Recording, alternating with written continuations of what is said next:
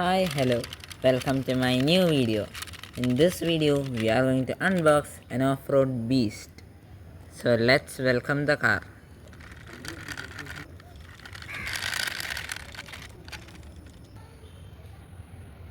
Finally, our car is ready to be delivered.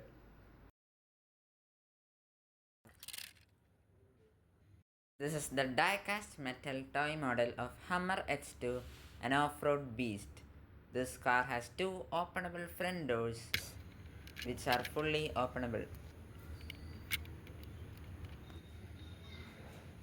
This toy car comes with a well-designed interior.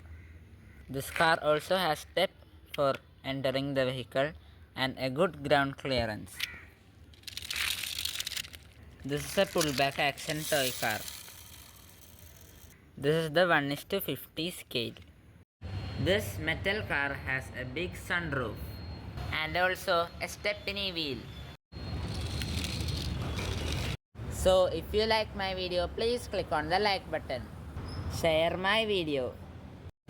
If you have any doubts or suggestions, please use the comment box. Subscribe my channel for more new videos. Click on the bell button to get notification of my new videos. Thanks for watching my video. Hope you enjoyed it. Bye.